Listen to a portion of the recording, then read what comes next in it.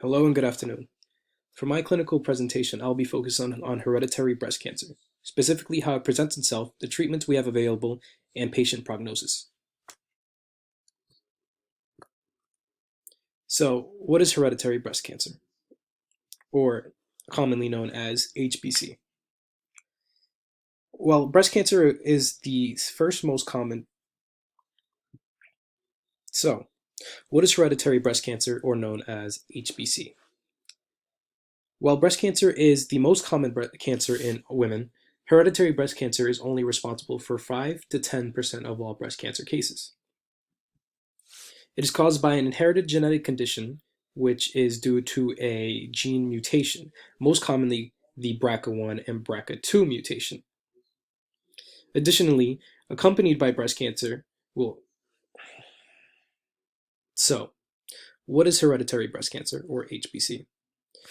While normal breast cancer is the most common cancer for women, hereditary breast cancer is only found to be responsible for 5 to 10% of all breast cancer cases. It is an inherited genetic condition often caused by a mutation in certain genes, most commonly the BRCA1 and BRCA2 gene, responsible for repairing cells and maintaining normal cell function. It is often accompanied by either ovarian cancer in women or prostate cancer in men, due to BRCA1 and BRCA2's involvement in regulating these organs. So, what types of hereditary breast cancer are there?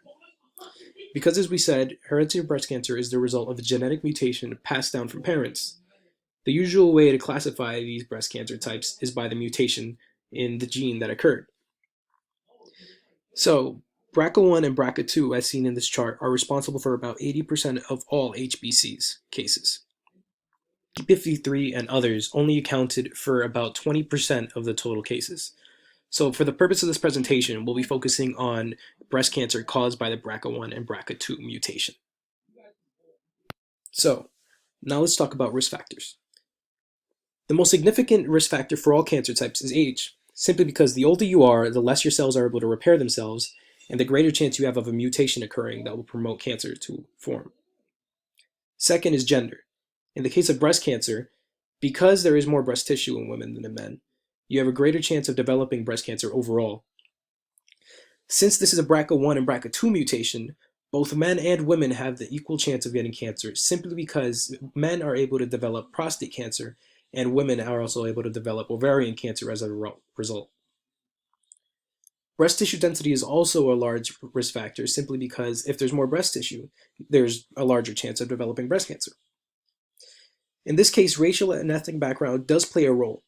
Certain ethnic backgrounds, such as Hispanic women, have an up to 4% chance of having the BRCA1 and BRCA2 mutation.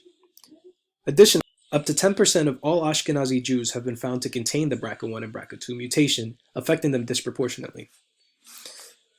Furthermore, since this is a disease that is inherited from parents, the number of family members afflicted is a large factor to determining what your risk of developing this type of cancer is.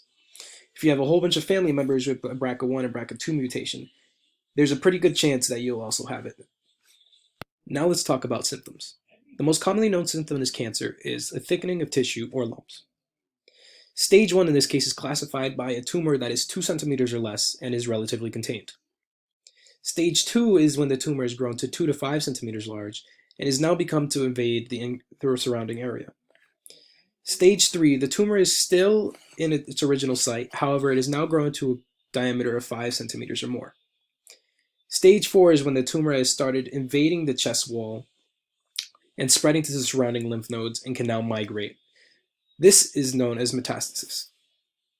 Now on to our second symptom. Here we see dimpled skin. Because cancer does affect the quality and texture of tissue forming, experience a sudden change in texture or appearance of the breast. Inflammatory breast cancer is a cancer that originates in one of the breast ducts and spreads to the lymphatic system under the skin. This type of cancer is known to be incredibly aggressive and migrates quickly. Therefore, treatment must be started soon after to prevent growth. Now that we know what to look for, let's talk about treatment options. First, let's start with surgical options. The use of a unilateral or bilateral mastectomy is the most effective method at both preventing and treating breast cancer. It involves removing the breast and all the high-risk tissue in order to prevent or remove tumors that are currently there. While not as effective, a lumpectomy might also be recommended. It involves removing only the tumor and inflicted tissue while preserving the rest of the breast. Treatment is usually followed up by a combination of radiation and chemotherapy in order to kill off whatever cancerous cells might remain. Additionally, while not directly related to the prevention or treatment of breast cancer, an oophorectomy might be recommended due to BRCA1 and BRCA2 mutations' ability to cause cervical cancer in women. Next, let's go over our non-surgical options. So first, like many cancers, we have platinum-based chemotherapy. Specifically, carboplatin and cisplatin in breast cancer have been seen to significantly improve patient outcome. PARP inhibitors are specific to BRCA1 and BRCA2 mutations and disrupt the cell's ability to repair itself. Studies have shown that when combined with either platinum-based chemotherapy or immunotherapy, both Lynparza and Talzenna have a significantly improved patient outcome. Lastly, we have hormonal therapy. Patients whose cancers have shown to be ER positive or estrogen receptor positive, hormonal therapy that inhibits estrogen production can reduce tumor size and progression. Additionally, due to a correlation between increased estrogen exposure and a risk of cancer, hormonal therapies such as estrogen inhibitors have been used to induce early menopause in women as treatment.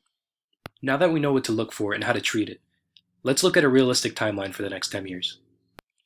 Based off of recent studies, both BRCA1 and BRCA2 mutation breast cancer patients had a 96% survival at the 2-year mark.